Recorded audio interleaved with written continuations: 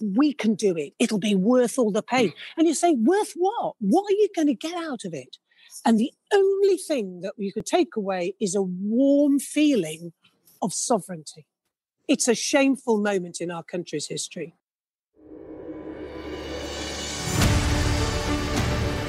Hi, everyone, and welcome to this edition of Backstory on Brexit. I'm Dana Lewis. Wait, Brexit is actually more interesting than you think. I mean, it has to be, right? Brexit is much more than Britain leaving the European trading bloc. And it even has some parallels with Trump populism in America. Trump has taught people if you repeat lies long enough, people will believe you. At least some will. To win their referendum to leave the EU in 2016, the British conservative Brexit movement lied a lot too. Boris Johnson came to power by largely misleading everyone that Brexit was good. A trade deal was oven ready, he said. It's not, it wasn't. He lied about European laws overriding British law, about a loss of sovereignty, about threats from immigration and terrorism. In fact, now the U.K. could be shut out of the European intelligence network, and that'll be damaging. And they dangled promises there would be more jobs and even more money for healthcare if Britain just left the European Union. And people bought it. 52% versus 48% in the referendum vote. Bought it like Americans swallowed Trump's lies about America first and how by pulling back from the international stage that would benefit U.S. interests. It was populist politics based on fear, and still is. So Britain voted to leave but couldn't figure out how to do it. How do you disconnect from Europe but continue your trade relations? How do you lower labor standards and workers' rights and lower environmental standards and still meet EU trading regulations? Oh, and Northern Ireland. They couldn't draw a border between Northern Ireland and Ireland, so the talks have gone on for years. The referendum was in 2016, and now we're at the end of 2020. The talks are drawing to a close because the deadline is now. Britain is out. The question is on trade with the EU, are they still half in? They'll certainly have more fish to sell to the EU, which is where most of the fish caught by British fishermen are sold right now. Britain and Brexit on this backstory.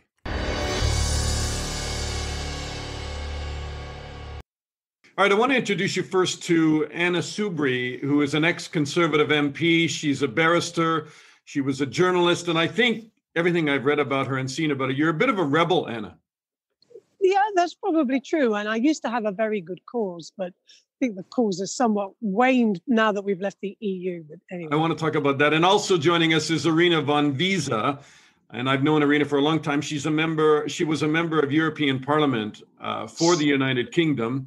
And right now she is, no longer a member of European Parliament because the UK left the European Parliament. Indeed, I'm one of those extinct species that is trying to sort of resurrect in some Jurassic Park form and eventually rejoin. You should wear that as a badge of honor, probably. Anna, first of all, can I talk to you about where we are right now? I mean, it looks like they don't have a deal, but then they might have a deal, but they didn't have a deal, but they could have a deal. Absolutely. Absolutely. I let Anna go first, and then I will try as well. But I think speculation is difficult. Anna, over to you. No, I absolutely agree. And if you ask, well, what's going to happen? I honestly don't know. I wouldn't be surprised if we left without a deal on the basis that the talks will continue, which of course they're going to have to continue in that event because it's going to be devastating for the UK economy, the British economy in particular. But equally, if he gets a deal, that wouldn't surprise me either. But it will be a bare bones deal, and it will not deliver the sort of economic benefit. Not that there is any benefit, but it won't be. It will just it'll be a bare mitigation of the undoubted economic hit our country will suffer when we leave the single market and the customs union. Now we've left the European Union. You were a member of David Cameron's government. You supported a referendum. I did. You campaigned against a positive response for the referendum. And for you campaigned against the referendum, did you not? No, not at all. I campaigned against us leaving the European Union. But I am one of those who thought we should have a referendum to settle the matter for decades. Right. That's what I meant. Because I felt you held the referendum. It needed to be done. You held the referendum to settle the matter because, and we have a lot of American viewers, what were you trying to settle? What was going on behind the scenes within the Conservative Party that you said, finally, let's put this talk of leaving the EU to rest once and for all? Absolutely. So what was happening was that for decades, ever since we joined the old common market, there had been this small group of people within the Conservative Party who believed with a fervent passion that we should leave the European Union, as it then became over time, and we should not be in it. And they would bang on, as David and other people, David Cameron and many others called it, banging on always about Europe. And for many of us, we believed that it distracted us from all the other things that we should be talking about. And out on the doorstep, which I used to do a lot of when I stood for Parliament, in a very marginal seat, as you can imagine, very few people on the doorstep actually said to you, do you know what my real concern is? We're a member of the European Union. They would talk about all other sorts of things. It was very low down the list of priorities for real people. But for the Conservative Party, it was almost and often the number one only talking point. And it was like a running sore. And it needed sorting out and settling, in my opinion. And that was a terrible mistake because obviously I thought we'd win. We didn't want to have a referendum if you thought you were going to lose it. Thought we would win, and we were spectacularly wrong. Irina, and we lost for a number of reasons. Let me bring Irina in here on that note of a number of reasons. What do you think that the pro-Brexit campaign tapped into? We understand what their slogans were. You're going to get more money for healthcare, and you're going to have your rights back, and you're going to have sovereignty. But what do you think really they tapped into? Well, I think what they tapped into is years and years and years of a very anti-EU media in Britain, but also the general mood, which was one of disfranchisement, of general unhappiness, of economic breakdown following the austerity. All of these are, of course, things that have been planted, deliberately supported by the Conservative Party. I mean, my party, the Liberal Democrats, we fought tooth and nail against the referendum, and then later to somehow stop Brexit, we failed. I think these years and years and years of deliberate disinformation and lies come to a head now, because now what we're going to say, of course, what we're going to see is that all of the things that we said 4 years ago, 3 years ago, 2 years ago, all along were going to happen. The catastrophic no-deal Brexit is going to happen. I'm not saying this with glee, Dana. I do not want my adoptive homeland to suffer. I do not want my British friends to suffer. And I'm saying this with one crying eye, but we will come back and say, we told you so. And maybe this is the bitter pill that we all need to swallow. Because I think people have understood now. Is nodding as you say all of this in agreement. Yeah, absolutely. And I think this point about the misinformation, I mean, it was almost like a bit of a British sport to blame anything that went wrong on the European Union. And it was part of the sport was to, frankly, stories were made up, including by Boris Johnson when he worked in as the Europe correspondent for the Daily Telegraph. Stories were made up. And it fed that little Englander that it inhabits much of this country. And so it was things like the EU want to ban bendy bananas. I mean, this was all a load of old rubbish.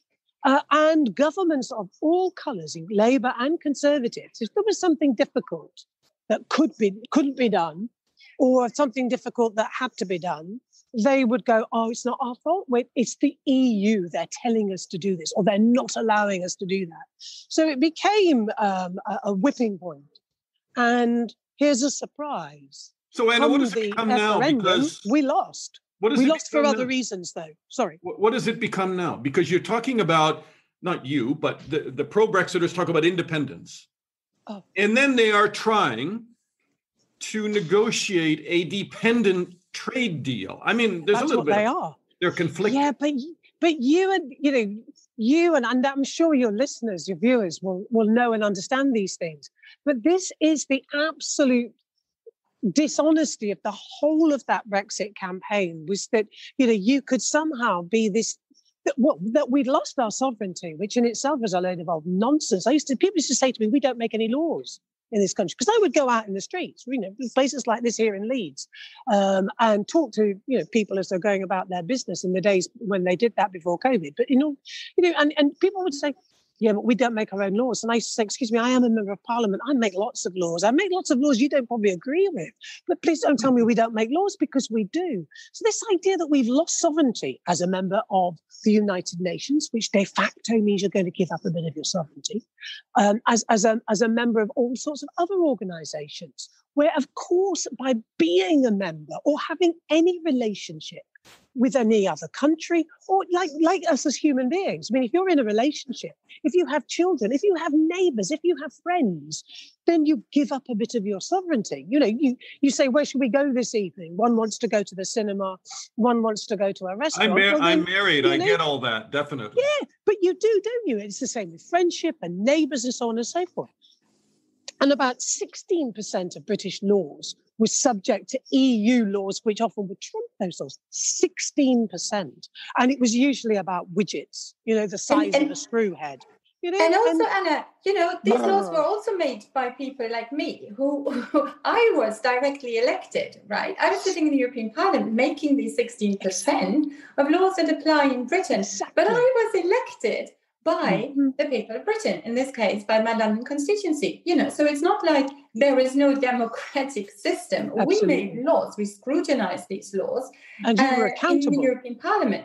But the difference is we then had a seat at the table. We were actually influencing those laws and those regulations that will still be, applicable directly, Absolutely. indirectly. Now what we have is a situation where we don't have a seat at the table. We are not influencing these laws and these regulations and standards. We'll still have to follow them.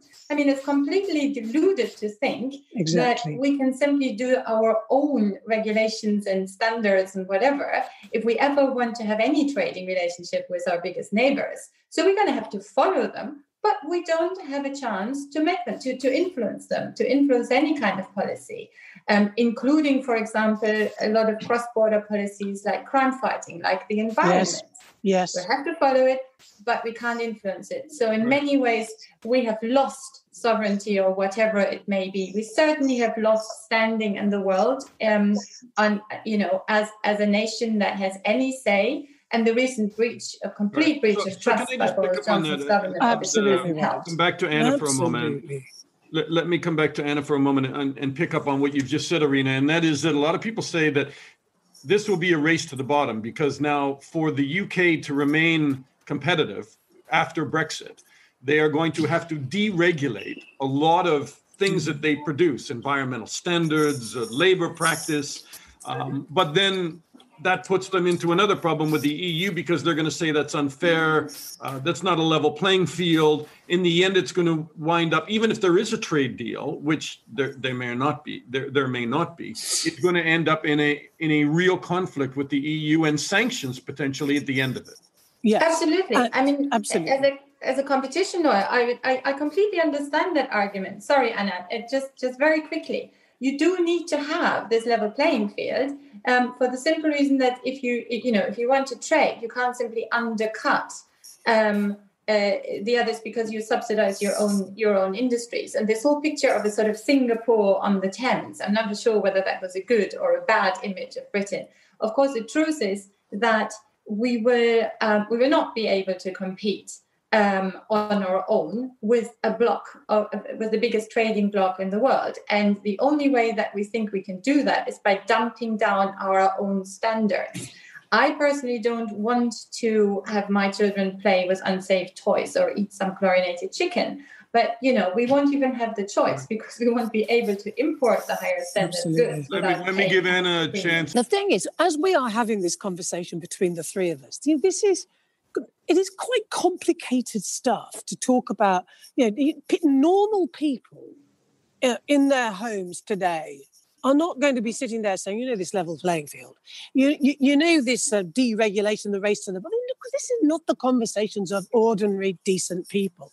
These are often complex, difficult things. And it's the absolute duty of politicians to explain things to people. That's been one of our big failings. And it's also a failing, if I may say, of our media. And I suspect, obviously across the Atlantic in your own country as well, where we've had this problem where we've and I'm an old journalist, remember, so I put my hands up to this, where in order to sell a paper or to sell a TV program, you dealt in the simplest of terms. And I once worked for a great news editor who said to me, and he said, as he said to all of us, he said, never, ever patronize people by saying, it's too complicated, or that's a long word. He said, don't patronize people like that. Speak good, plain English to people and explain it, and don't just go for that cheap headline. And what's happened to our country is a product of that. Is the cheap headline, by the way, the fishery discussion? Yes. Because that accounts really for 0 point whatever it is, 0.2 of the British economy. But that's something Boris Johnson always rolls out, and we're going to protect our fish, and we're going to send our warships out to protect fishing, and at least they feel that resonates with the public. And it's even more mad because we don't even eat most of the fish that we get out of what is apparently our seas. It's even more bonkers than that. So, yes, you're absolutely right. It's 0.02% of GDP. So it's a tiny piece of our economy. And the irony, as I say, is that even if we gain control of our seas and we're the only people who fish the stock from our seas, we flog it into the European Union. And nobody is saying to the British people, OK, we can catch all this fish, but we won't be able to sell it. So what's the point of this nonsense? And, again, it is this huge failing of all of us involved in politics. Not all of us, perhaps, not the Lib Dems, to their credit, have always sold the positive benefits of membership of the European Union, but not to explain these things. And not to do this awful, simplistic, jingoistic nonsense that we are, we've just come out of the Second World War, which, by the way, you didn't know this, but we won by ourselves. But I mean, it's these sorts of nonsenses. There are still millions of people in this great country who think that we won the Second World War all by ourselves. And, this shooting in the foot is actually... we can do it. It'll be worth all the pain. And you say, worth what? What are you going to get out of it? And the only thing that you can take away is a warm feeling of sovereignty. It's a shameful moment in our country's history. Anna Soubry, thank you so much. I know you have to go. I'm so sorry, but thank you. Thank you, Anna. And I couldn't agree more with Anna. I mean, I think we really are in the same boat here. How does this end? Well, I would so much love to end this interview on a positive note and say this will end with people seeing the light, with suddenly realizing what a huge historic mistake this was, and we're all going to happily rejoin. This is not going to happen in the short or medium term. I'm not deluded like our government to think that this is going to happen overnight. But I think what we need to do now, which is really important, is to pave the path towards a more pro-European attitude. And we can do that despite our government's lies, despite the failure of trade talks. So is there going to be a deal? If he gets a deal, is it going to be a real good? He's not going to get a deal. I mean, I'm very happy to bet on this. And again, I don't wish this on our country. So if it's not a deal, he's going to sell whatever he can achieve this is the perfect storm. People are predicting this is the perfect storm. Absolutely. And if this doesn't bring this government down, I don't know what will, because the combination of a catastrophic no deal or some skeleton deal, Brexit, the pandemic flaring back up, in the next year, I think is going to be, I really think it's going to be the death knell for this government. It can't be otherwise. And what we need to do is point out what is due to Brexit and what isn't, because the government will try to blame everything on the pandemic now. Whatever happens, the queues in Kent, the food prices, the fact that we probably will not have any further vaccines because they're going to get stuck on the border and melt, and we have to fly them in by helicopter. All this will have nothing to do with Brexit, right? It's all the pandemic.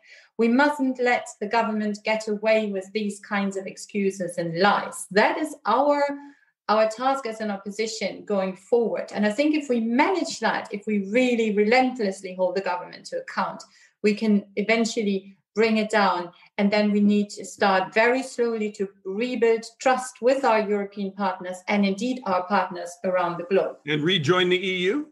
Yes, we will, but not within the next 10 or so years. I mean, let's not be naive about this. It takes two to tango. We need to rebuild that relationship of trust. And there are others who are waiting at the doors, desperate to get in. We need to show that we are going to be a trustworthy partner. That will take time, but I am confident we'll get there. I want to get my seat back in the European Parliament. I left a pair of shoes in a cupboard there. So even if they have to wheel me in a wheelchair, I want to be back. Reason. Irina van Wiese, former member of European Parliament for the UK, and always a great commentator on political issues with great insight and somebody very pro-European. Great to talk to you again. Thank you, Dana. What does Europe think about Britain leaving its trading bloc? Well, most of the EU nations have gotten so tired of the debate it barely makes the newspapers. But there have been some very provocative, blunt assessments. The consensus seems to be British Prime Minister Boris Johnson misled his voters. Listen to one of Germany's European parliamentary representatives, Terry Reintke. I might not like to say it, but I think it has to be said, also here in this House. Boris Johnson has been lying to the people in the UK. The £350 million for the NHS after Brexit. No customs checks between Northern Ireland and the rest of the UK. And then this oven-ready deal that basically just needed signing on the future relations between the EU and the UK. Come on. These lies have to stop. If we want to turn this around, truth has to be spoken. First, Brexit is a mess. Second, finding a solution to this mess is not going to be easy for either side. But thirdly, and I think that this is important, there might not be a good outcome to this, but there are many different levels of how difficult this can become. So, Prime Minister, stop blaming others for your own actions. Take responsibility and come back to the negotiation table and avoid the worst outcome for the people in the UK. You owe it to them. Thank you. All right, I take you now to Brussels, and you get a chance to hear Terry Reintke live with us here on Backstory. Hi, Terry.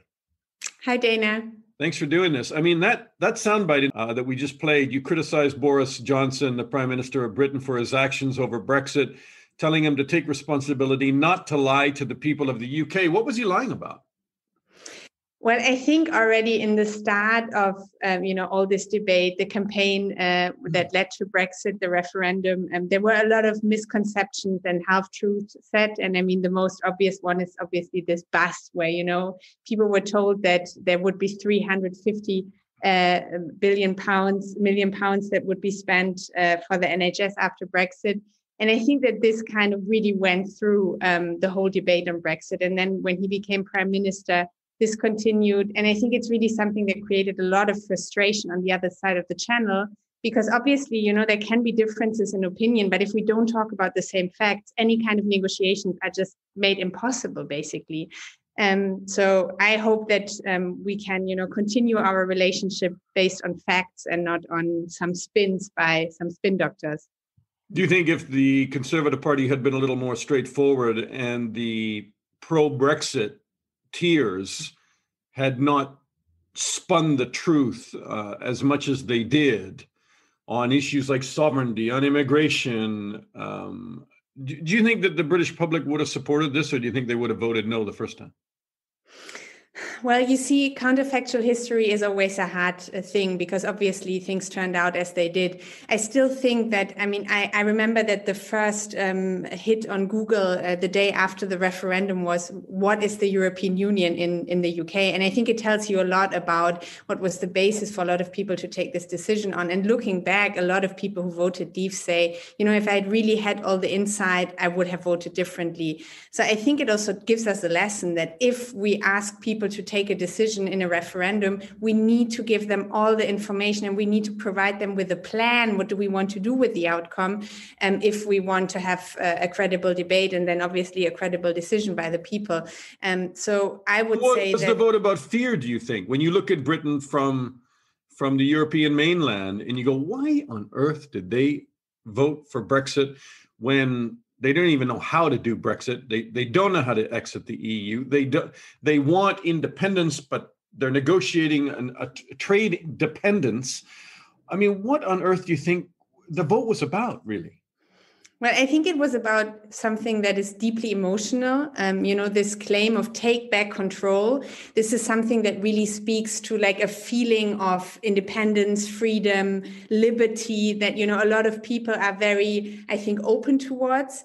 And then when we were talking about sovereignty, very much, yes. Yeah. And when you look at the two campaigns, the Vote Leave campaign versus the Better Together or Stronger Together campaign, you could really see the one side was appealing to people's emotions, taking back control, freedom, and all this, and the other side was giving you all the best data and facts why economically it's smart to be in the European Union, but I don't think that there was like even like a balanced discussion, because the starting points of the two debates were so different. And I think we have to learn from that. We also have to appeal to people's emotions, because this is the starting point where a lot of people take decisions on.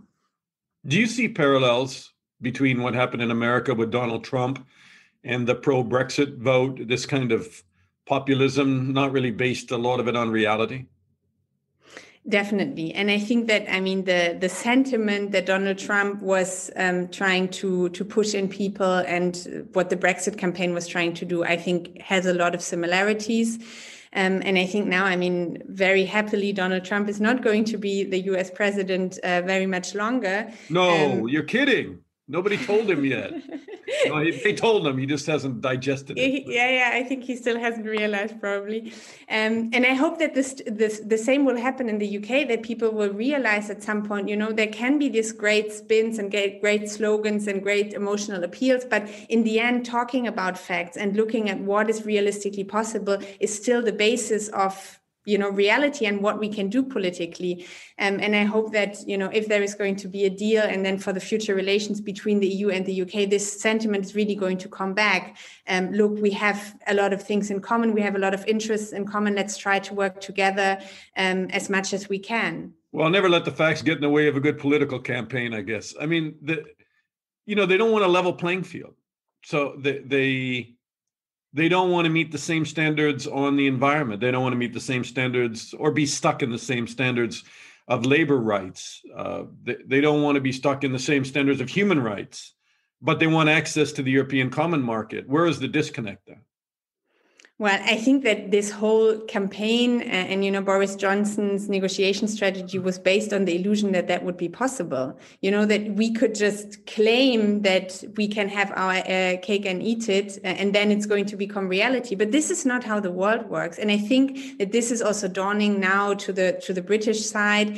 And I hope that in the end, rationality is going to prevail and we are going to get a deal and we can work together in the future as closely as possible. But even if they have a deal, do you think that they're going to commit to resolving differences by a European court? Or, in the end, they need to be able to tell the British people that they have sovereignty and there is no mechanism in place in that agreement that will bind Britain to European standards and that they're still free and sovereign. So how do you see an agreement actually working? Is it smoke and mirrors in the end? Well, you see what happened with the internal market bill and, basically a couple of months after signing and ratifying the withdrawal agreement, already planning to break it. I think a lot of trust has been broken on the European side. And I think that this is not something that is going to be easily mended. But I still hope that in the end, also the British side in these negotiations and for the future, for, whatever kind of interdependence we are going to have, that they are going to realize that this multilateral rules-based world order is something that we all benefit from. And it's something that actually the British have very much helped to build. So it is something that the British should be proud of and, continue to support. And I hope that this is going to come back. And what gives me hope in this is the decision recently taken in the US. Donald Trump had his 4 years and now it's over. So in the end, populism can be defeated. And I hope that the same will be true in the UK as well. Do you think that Britain will rejoin the EU, that it's inevitable 5 years from now, 10 years from now? Well, you see, the last speech I gave in the European Parliament was this year. I was 32 then, and I said that in my lifetime, am going to see British MEPs being re-elected to the European Parliament. I do believe that, but I also hope that I'm still going to have a long life. So I'm not going to tell you that it's going to happen in 5 or 10 years, but I think at some point, especially in a world where, a lot of adversarial powers are, fighting with each other, if you want to call it that. I hope that in the UK, a majority will understand that having very close partners and allies under an umbrella such as the European Union in the continent where they're going to continue to be geographically based is something that is very important and powerful, and that then eventually they're going to come back to the EU. So what happens to the rest of the European Union, Terry? If Britain does get a trade deal, isn't there a danger of other countries within the EU, like Hungary, like Poland, that don't exactly like some of the human rights standards and on same-sex marriages, there's a host of issues, free press. What do you think that they're going to say? Aren't they going to say, well, hey, maybe we can have this free trade deal, but we don't need to apply the same standards, the democratic human rights standards of the EU, so maybe we'll go out too. Isn't that a danger? Well, a lot of people talked about that. And then when you look at what Brexit actually did in the rest of the European Union, if you look at the Eurobarometer numbers, it's really pushed up the approval rates of membership of the European Union in all other member states. So I think it worked in reverse. Exactly. And I think that people don't want to go through this Brexit problem that Britain's had now for 4 years. Exactly. And I think that also if you will see what kind of, even if there is going to be a trade deal, what kind of loss there is going to be economically, but also politically for the UK with this Brexit, it's not going to be a very big success story. So I'm not afraid that because of that, other member states would leave. I would rather think that there might be other reasons that, could be a danger for the European Union, especially if we don't stand up to these tendencies that I believe you were referring to, authoritarian tendencies in countries like Poland and Hungary. But again, the European Union is not something set in stone. The European Union is also what we make of it. So I hope that in the future, we are going to take smart decisions here in Brussels and in the capitals of the EU and then continue to build this project. Why do you think it's not going to be a very good deal for Britain in the long run? You don't think that they're going to have economic prosperity by being kind of, a distant neighbor? Well, you see, for me, the UK had the best deal it could have being member of the European Union, because if you look at it, they already had a lot of exceptions, actually. So they had a little bit in EU a la carte. They were sitting around the table. They were influencing the decisions. They're not going to be able to do that anymore now. And I think in terms of, if we really want to speak about sovereignty, I really think it's also an illusion to believe the less you are actually cooperating with others, the more sovereign you are. I think what is much more powerful is that you sit here at the table in Brussels and you actually, pull the others in your direction and influence their decision making. And this is what the UK is going to lack in the future. I think it's a big loss politically and economically. We will see that. And this is also why I hope that in the future, the tide will turn again. Can I just ask you one last question? And that is, it's a complete right-hand turn. And that is because of where we are in 2020 at the end of a pandemic. You're in Germany. You are going through a very severe lockdown in a lot of places right now. How are you, and how do you think the country is faring? Well, I think right now, it's lockdown that I think a lot of countries had already been through, at least in the European Union, and Germany was maybe a little bit later with the second wave. And it's a very, very challenging debate in Germany because obviously, you pay a price for all of this. I just deleted, to get personal, I deleted a long time. He's not a close friend, but he's a longtime acquaintance that I worked with who lives in Germany. And he started saying that these measures are fascist. And I tried to reason with him a little bit. And in the end, I deleted him from my Facebook page and made it quite public that I didn't want those kind of people on my Facebook, or those kind of people that I really don't agree with, because I think Germany's struggling reluctantly to limit rights and freedoms so that people are going to stay safe. I mean, they're trying to save lives. Merkel's generally doing a pretty good job, I think. But I wanted your opinion. Well, you see, we recently had a study made commissioned from our group in the European Parliament, and we talked about this very, I think, delicate balance between restricting people's freedoms, which, in a pandemic like this, if you want to get it under control, you have to do to a certain extent, and also using this in a way, and I think that this happened in some member states, also in the European Union, to maybe, have a backlash on some democratic measures, what you could see, for example, in Hungary. And you could see that everywhere, including in Germany, rights and freedoms were restricted, but obviously they need to be focused on a certain end, basically getting the pandemic under control. They need to be time limited and they need to be proportional.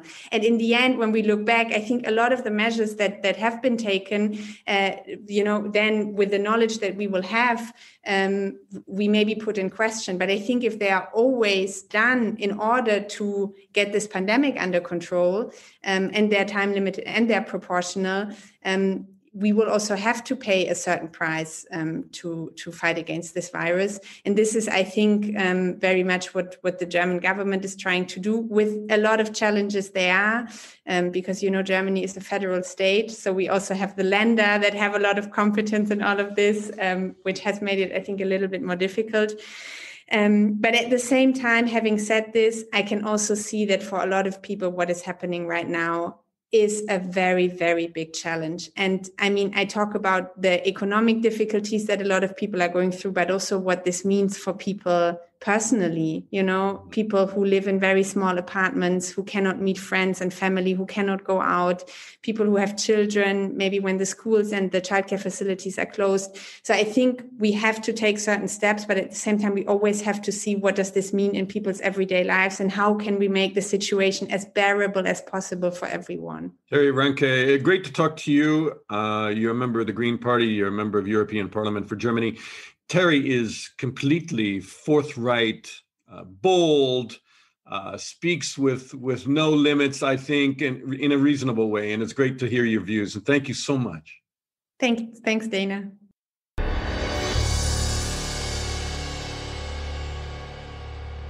And finally, back to the UK. And we talked to one of our regular commentators on Backstory for her take on Brexit and the pandemic, a perfect economic storm. I want to bring in Jo Phillips. Hi, Jo. Hi, Dana. Jo Phillips is a commentator, and we've done a number of broadcasts together. So, Jo, first of all, let's talk about where we are. Michel Barnier, talks were supposed to break up between the European Union and Britain on Sunday. Suddenly, they've now extended yet again. Barnier is sounding a little more optimistic, but they both sides say they're far away from a deal right now. But it looks like there could be a mechanism that they can agree to on trade if there is a conflict over a particular sector, and some kind of resolution to that, whether it be in the courts, the European courts. Nobody has said.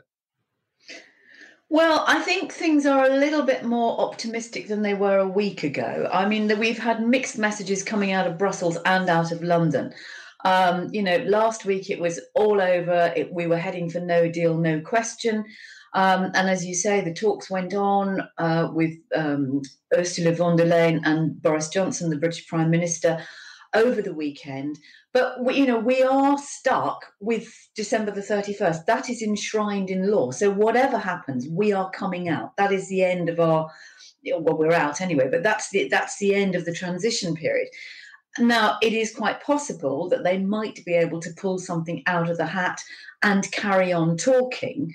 But of course, for businesses, with just 3 weeks to go and Christmas and COVID, the perfect storm that you alluded to, it's a very, very, very uncertain time. And, the economy is not looking great, as it is around the rest of the world, is being hit very badly by coronavirus. But, here where I'm talking to you from in Kent, we've got lorry parks all ready to go, and we've seen tailbacks. Let's talk about first this really sexy thing called the level playing field. Oh, I love it. I'm being completely facetious, but level playing field means essentially that, okay, Britain leaves the European Union, but they want to trade with the European Union. They want independence, but they want interdependent trade. If that hasn't confused you enough, I'll keep going. But if, for instance, Britain starts deregulating industry, labor practice, environmental practice, making goods cheaper to produce here, then the EU would cry foul, and they would say, wait a minute. Or if the British government starts subsidizing certain industry, the European Union will say that's not a level playing field, and there will have to be some penalty because you are going to undersell businesses or factories in the European Union. Have I got that right? Yeah, pretty much. And I think, there's a whole raft of stuff which refers to environmental standards, food standards, workers' rights, workers' protection. I mean, we've already seen this government in this country has relaxed the rules on the number of hours that lorry drivers can be behind the wheel in order to be able to sit in queues at Dover or on the other side of the channel. So, you can understand, and it seems to me that it's perfectly legitimate that if you're going to trade, you have to trade on an equal playing field. That you then get into, if you want to talk really sexy, you then get into the ratchet agreement, which is the bit that Britain has really, really got cross about. That Brussels basically wants to say, well, as things change, as different technologies come to light, different processes, what have you, they want the right to change what creates that, not so much the level playing field, but to make sure that you're trading on equal terms. I mean, there are two levels to this. As you would in any country. Exactly. As you would in any country where there's a free trade agreement. I mean, I come from Canada, and Canada has a U.S. free trade deal with the United States. If Canada starts dumping lumber or dumping steel or doing any of those things, then the U.S. can bring in sanctions or say it's a violation of the free trade agreement. And then what they would do is they would have a mechanism between them to try and work that out. But Britain wants to leave. They want to sell into the European Union because that's the biggest trading bloc for them. That's the biggest buyer of their goods. But they don't want to have any mechanism if they suddenly undercut European business. No, and I think, from a European point of view, and for certainly those of us who think the whole thing's a very bad idea, it looks as though the British government want to have their cake, eat it, and then lick the knife afterwards. And they're not prepared to budge on anything. But it does seem as though there is a little breakthrough. I mean, whether or not it comes to anything, but that may unlock, the rest of the sticking. If it doesn't unlock, there's that picture on the screen there of trucks lined up at places like Calais, which is the French port that brings, tens of thousands of trucks into the United Kingdom, medical goods, food.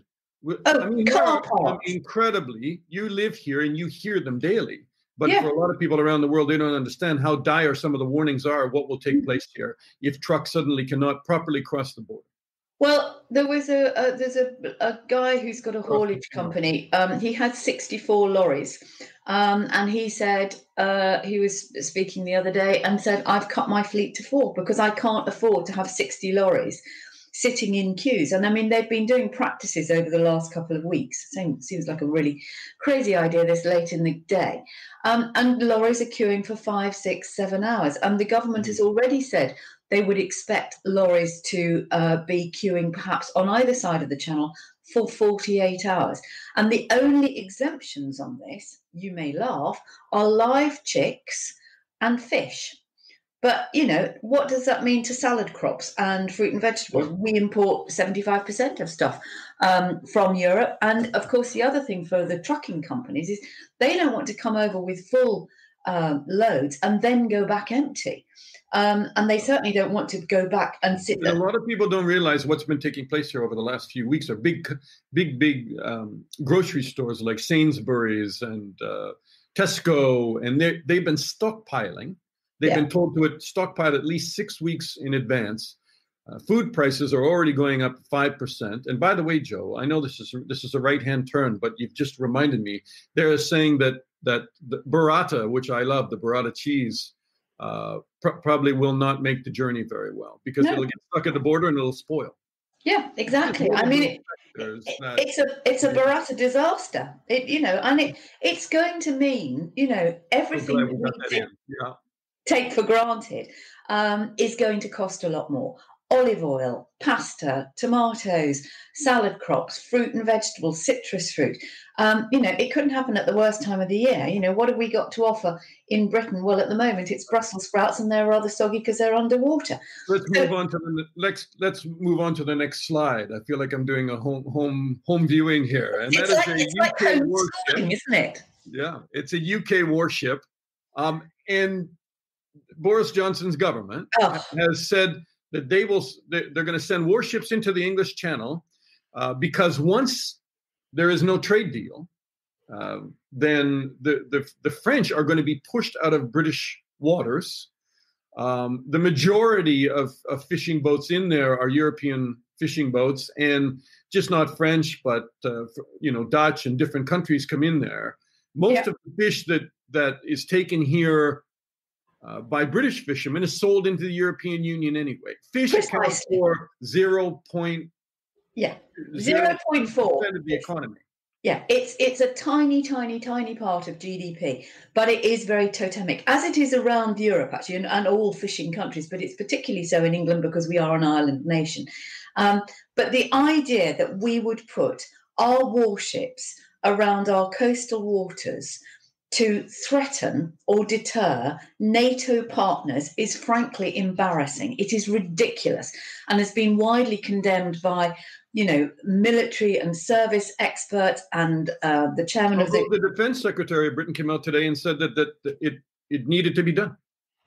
The Defence Secretary, yes, indeed, but the chairman of the much more influential Commons Defence Committee, a former military man himself, said it was embarrassing. I mean, people from the old days, the good old days of a different sort of Conservative Party, which wasn't nationalistic, based on personality and based on this particularly ridiculous right-wing agenda of nationalism and isolationism, have come out and roundly condemned it. It is utterly ridiculous.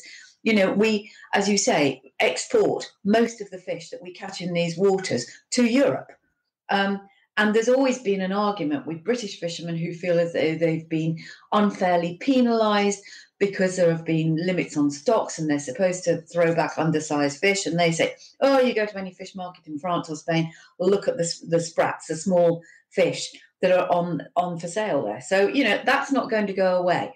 Anyway, it's one of those political discussions, because when the government starts explaining level playing field and trade sanctions to the public, their eyes glaze over. But when we talk about fish in territorial waters, somehow Boris Johnson's government thinks that that's more appealing and more sellable. As we speak, the European Union is sitting with the United Kingdom, and they are very close to either having a trade deal, or very close to having talks completely collapse and Britain emerge in January with no trade deal with its biggest trading partner, which is Europe. So, Joe, how does this end?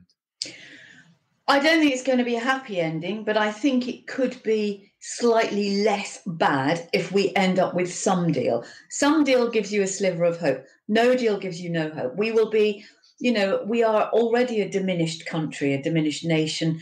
I think our standing around the world has gone completely downhill, not least because of the threats and the willingness that was exposed of Boris Johnson's government to break international law. I mean, they have removed that from the treaty. But don't forget, Dana, that even if we get some sort of deal, it has still got to be ratified by the European Parliament. It's got to be logistically, it's got to be translated into 24 different languages. And all of that has got to be done before the 31st of December. So, we're on a very, very tight deadline here. I would like to think we come out with a deal, because a deal has got to be better than no deal. I don't have the faith in the Prime Minister that he will not just walk away and leave us dangling over a cliff edge. Does it, at the end of this, and my last question to you, is it not ironic in so many different ways that Britain was sold Brexit, leaving the European Union, to have its sovereignty, to be independent, which a lot of people say they had their sovereignty and they were independent anyway. But that's how it was sold to the British people who supported the referendum. And now nobody understands quite why Boris Johnson's government is having so much trouble negotiating a deal that is all about interdependence, because that's what you have to do with your trading partner. Well, exactly. But, Boris Johnson was saying, he's been in power, been in number 10 for exactly a year. He won with a huge majority. And he has been talking for years about having this oven-ready deal. Well, now it appears he hasn't even got an oven, never mind anything to put in it. And the number of people who say, oh, if I'd known it was going to be like this, I wouldn't have voted leave. Yeah. I mean, the challenge, I think, and I know we're coming to the end of this, but the challenge for us, whatever happens, is how you begin to rebuild a country that is not based on, well, you voted for this, this is your fault. We have to somehow or other together work our way out of it. And it may be that, if we can leave the door open a little bit, there will be a room for another government in years to come to make a better relationship with Europe. But at the moment, as you say, it is utterly ridiculous. We've been banging on about sovereignty and independence, and here we are now trying to create something that is so determined on interdependence of our European partners. Jo Phillips, great to talk to you again. And here we are.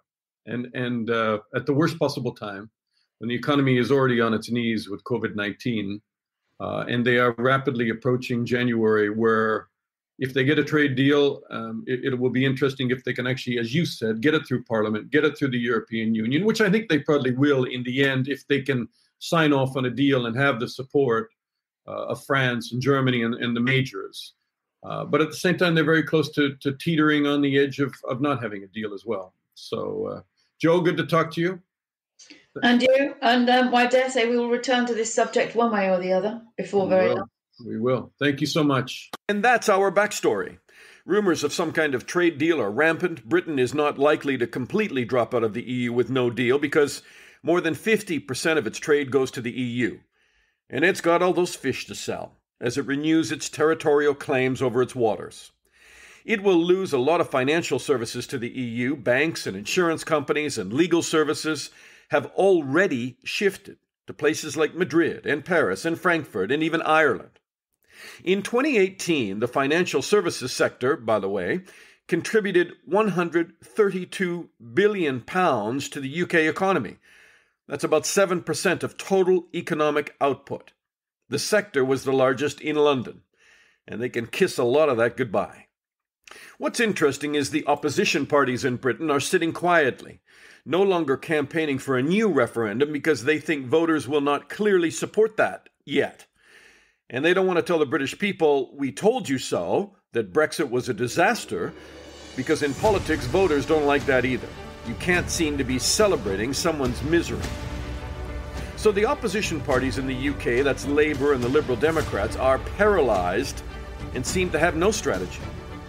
It'll take a few years for everyone to say Brexit was a complete mistake, probably after Scotland leaves the UK and rejoins Europe's trading bloc, which is now very likely. So economic breakup will bring the breakup of the Union. From London, I'm Dana Lewis.